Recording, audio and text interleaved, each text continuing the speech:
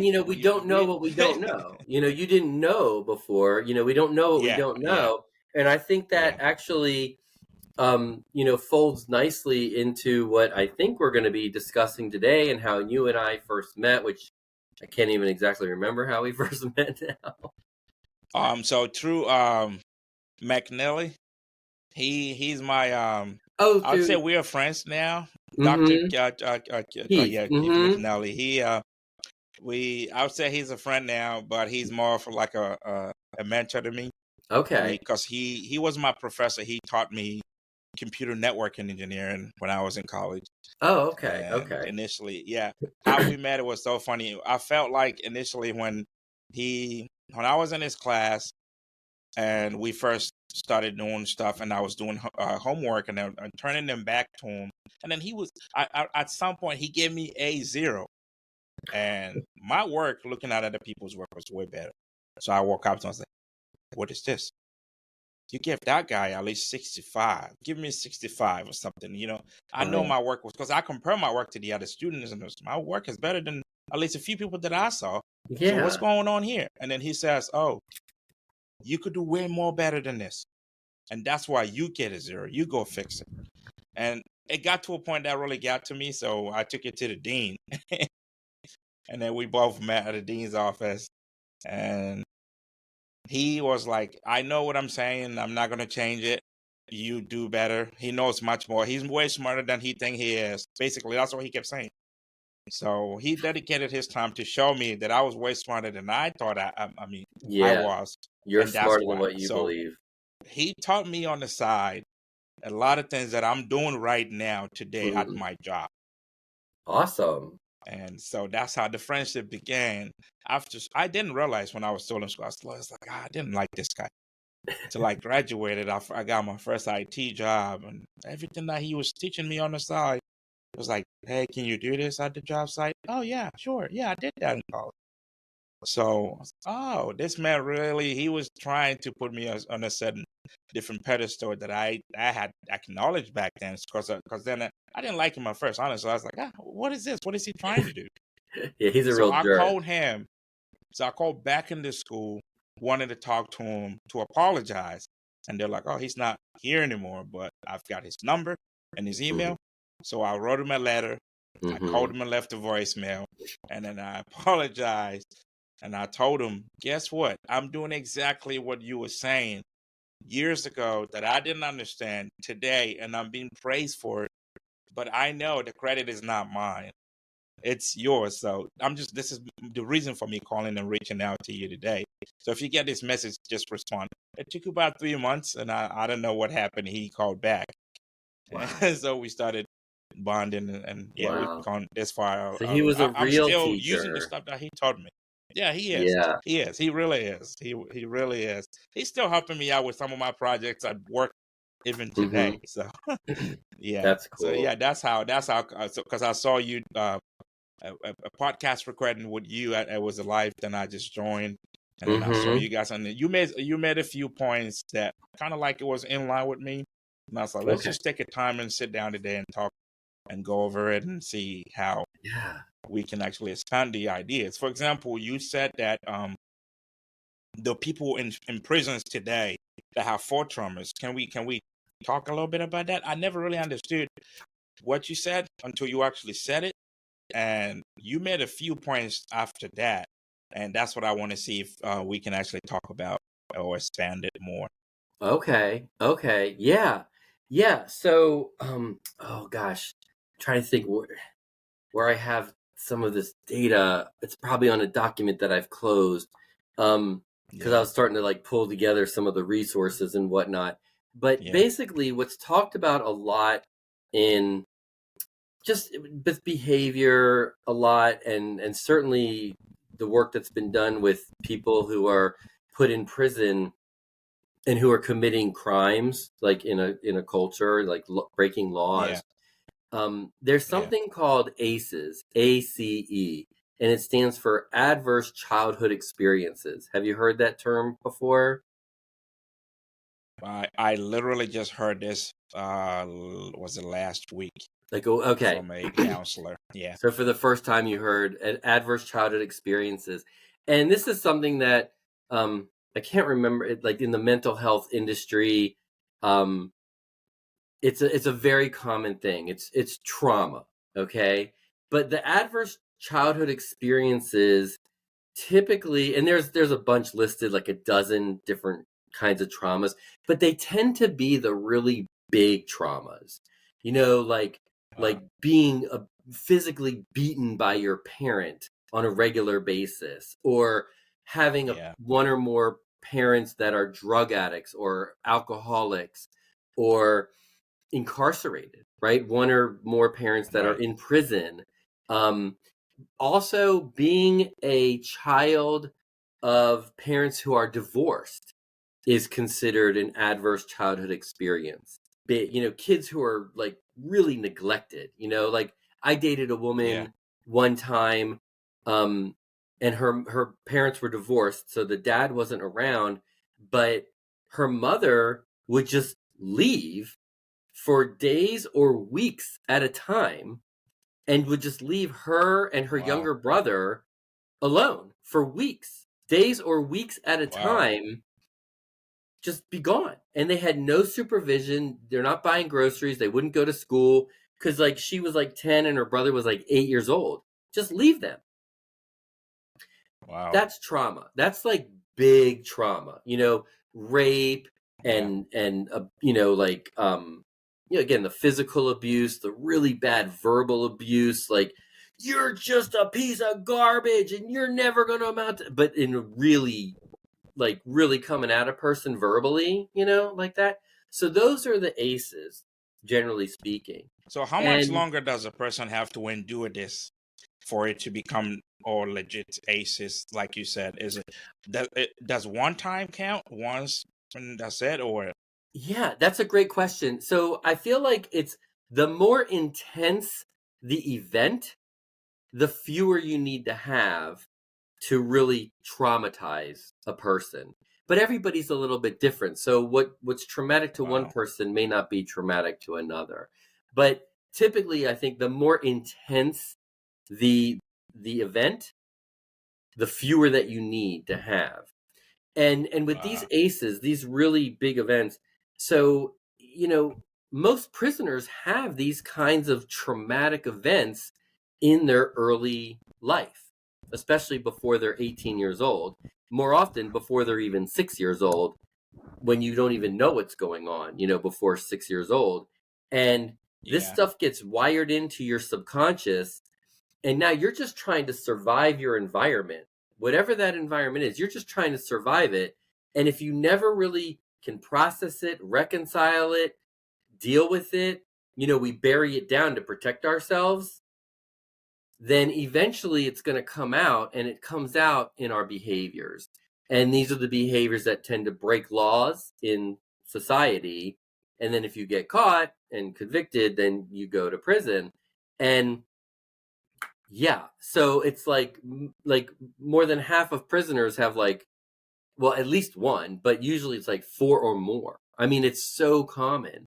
And it's not because the prisoner is a bad person. It's not because they're evil, right? There's no gene for yeah, evilness. There's no hormone for evilness, right? yeah, yeah, There's no gene for being mean or being bad, which is completely subjective, right? But right, there is a right, hormone specifically designed for love and connection. Humans and mammals, all mammals, are designed to love and connect. And that hormone is oxytocin. So we're designed to love and connect. We're not designed to be evil or mean.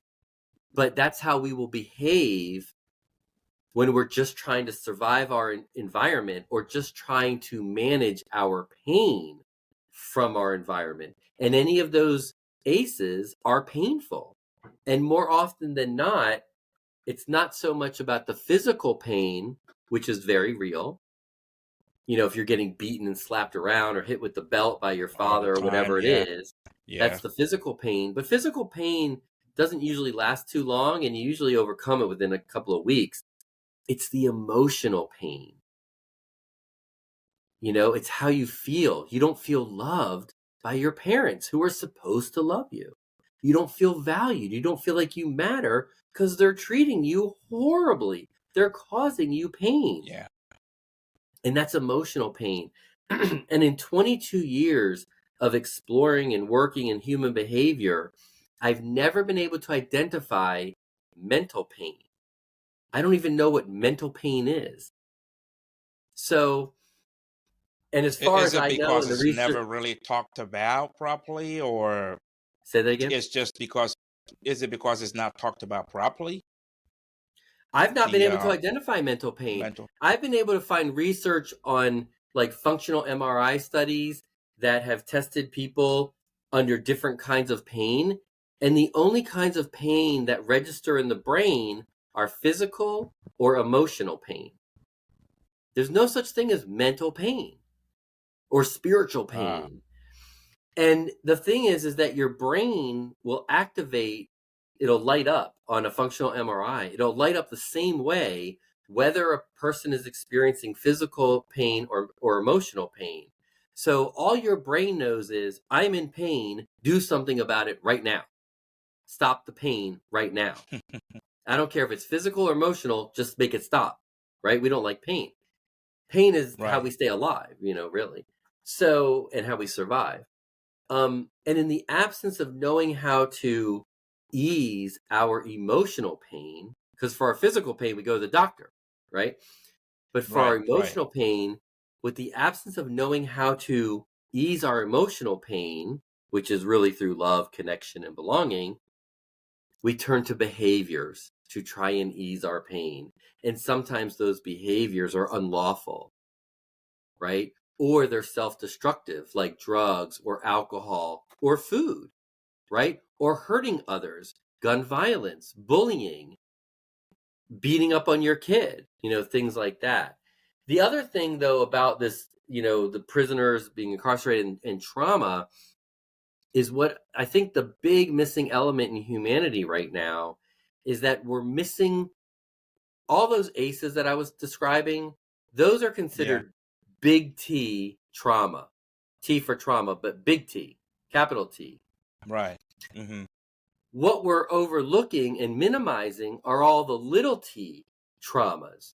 And for me, little t trauma falls under the topics of shame, judgment, degradation, or emotional neglect.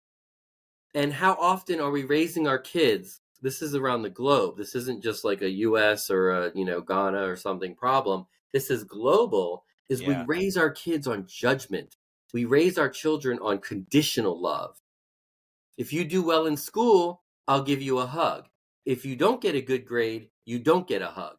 That's called conditional love, right? makes So we're sense. raising our Makes children, sense. and you asked about how many times a trauma needs to happen. Little Yeah, t traumas are like death by 1,000 cuts. They happen day after day, hour after hour, a little cut here, a little cut there, and it's all emotional, right? Shame and judgment. You're never going to amount to anything. You could only get a B on that test. You're not very smart, are you? You need to study. You don't work hard enough. You're lazy. You're stupid. You're not going to yeah. amount to anything. That's little t trauma, and it hurts. We think that we're toughening a kid up for society and to survive life, but no, we're actually It does. traumatizing our children when we do that. So, little t trauma builds up, and it's kind of like, this happens a lot in the United States where somebody's ignored for their whole childhood. Let's say it's not just by Yeah, their parents, but it's by their peers, and they don't feel like they belong in school, like they don't belong to their classmates, right? That tribe, that belonging. And when you're on the outside, because we need to love and connect and belong, that's a basic human need. When you're on the right. outside, all through grade school, through middle school, people make fun of you, they degrade you, they call you names, they judge you because you have a funny hairstyle, you're bald or something, and they make fun of you. It eats away. And then in the United States, a lot of times that typically white boy will come back to that school with an AR-15 and shoot up the school. And that's how their behavior is presented from the buildup of all that emotional pain. You know, Kevin, you're right. Someone was actually raised this point on Twitter the other day, and a few people around the world came out and said, look, because the United States in their environment, they have easy access to guns, and that's why you see that people are Mm-hmm. going back into schools. I'll give you an example. I'm West African. I'm from Ghana. I was Mm-hmm. born and raised there. I left as a teenager.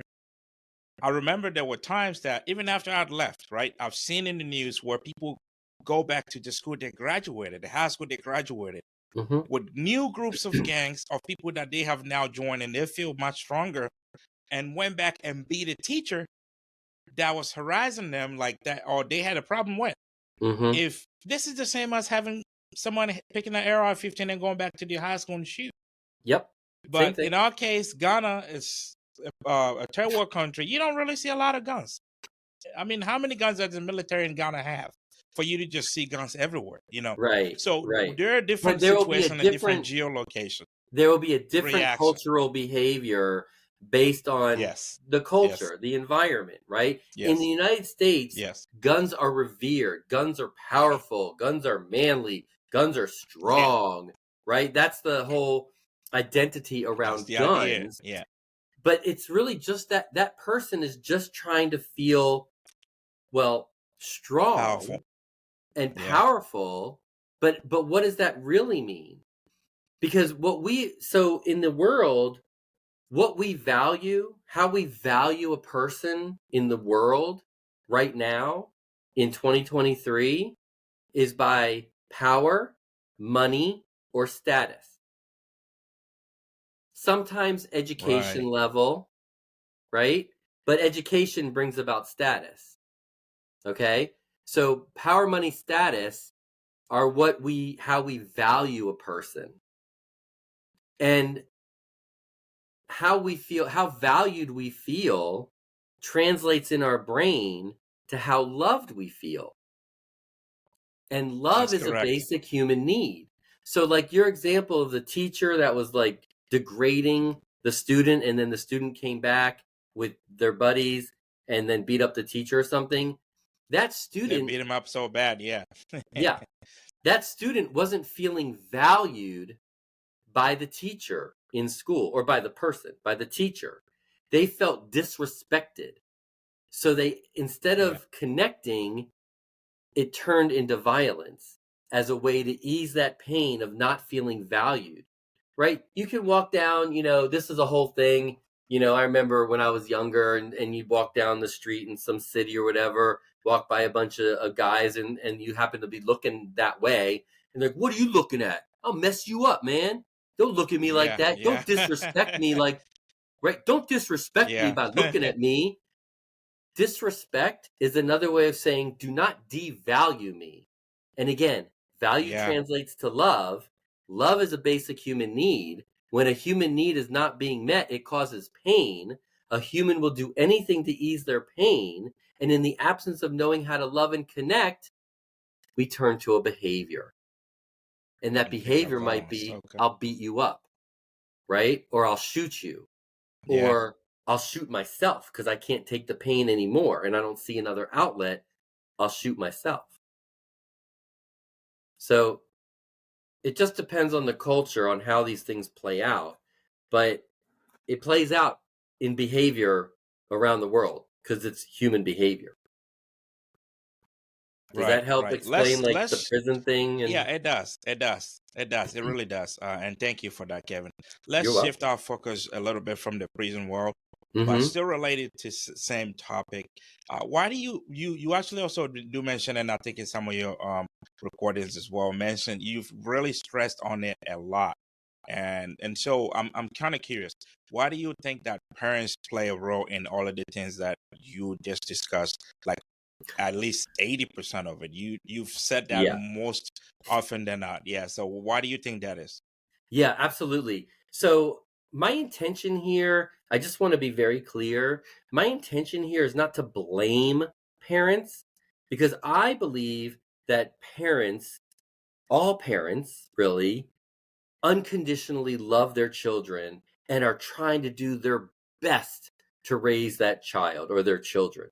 Okay? I believe that. I really do. Right.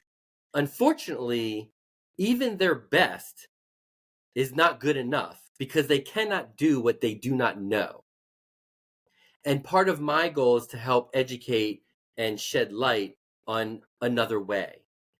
And further, even though they may conditionally love their kids, or they do unconditionally love their kids, that's not the message that's coming through to their children. Hmm. So, as much as the parents love their children, that's not the message that the children are receiving. And the reason parents are so important in this equation is because, for the first 6 years of life, the parents are the primary interaction that a child has. And it's in those first 6 years of life that, like the neuroscience, 85% of a child's personality and belief systems are set in place in the first 6 years of life. And that's where the parents have the most influence. So if the children are not receiving the kind of emotional nurturing that they need, then those are the belief systems that are getting wired into that child's subconscious. And then that's what's going to play out Wow. later on in life, unless it gets reconciled in some way, but rarely does it, because this is why we see so many adults, teenagers, adults, even old people like my parents, in their 80s, still behave horribly because they never reconciled those basic emotional needs. They were never met from early childhood. So, Right. it starts really young. Even when a child is potty training, right? Around 2 years old, let's say, Yeah. how do we raise that child when they're potty training? It's something like this. This is at 100%, but generally speaking, it's, yay, Gideon, he went in the potty today. Yay, he's such a good Yeah. boy. You get a lollipop. Yay. Oh, Kevin, he's a bad boy. He didn't go in the potty. He went in his pants. He doesn't get a lolly because he's bad. That's little t emotional trauma. It makes the child feel less than, less valuable, less loved, and it hurts. Now we wonder why they throw tantrums. They just want to be seen and heard and understood and valued. They just want to be loved. We all just want to be loved. Wow. Wow. Wow. That was a really powerful one.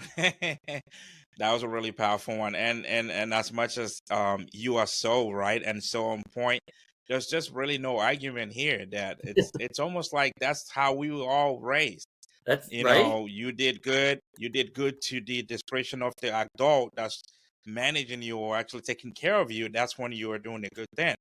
But Yep. who is to say that what you're doing or what they think is the right way is Mm-hmm. the actual right way? So The then there's judgment way. if I'm going to right, judge yeah. you. That's more little t Yeah, trauma. You didn't do it my right, way. My way's right. right. Because if my way's not right, then I'm wrong. And if I'm wrong, I don't have value. This is the parent speaking. If I don't have value, Yeah, I'm not going to be loved. Now that triggers my early childhood emotional pain. right. Wow, wow, wow, wow. Yeah, I was just going to use myself as an example. I Mm-hmm. wrote this here that I was going to ask you. So basically, it says, when I was a child, and even after I got older, I'm now married. But when I look back, I still realize that the way I was raised was really never really right at all. And just to clarify this, like I said, I mentioned earlier, I'm from Ghana. We have a different type of cultural um, understanding, which is, thank God, now it's kind of like going back and going away a little bit. is just like you just said. We raise kids to make if you do something good, you get praise for it. If you did something that the adult didn't think it was good, you get they use shame, a lot of it, Shame. a lot of Shame it, is and very it's a common. lot. Oh yeah, yeah, it's very powerful and Yeah. it's very revealing too. So growing up and becoming as an adult, I felt that I was almost always shy if I had to express myself because I didn't know what the instances or what the results were going to be. Am I going to be shamed if I did something wrong? How do Yeah. you think someone like me, how do you think I can correct that? I have been working on this for quite a long time and I Yeah. still feel some type of way about it. How do you think It's I can so correct that? deeply Because I don't want ingrained. to pass it on. Yeah. Yeah, it's so deeply ingrained in your subconscious, and this is why I've been thinking about this in the last few weeks actually about like how extroverts and introverts how that actually becomes a personality trait.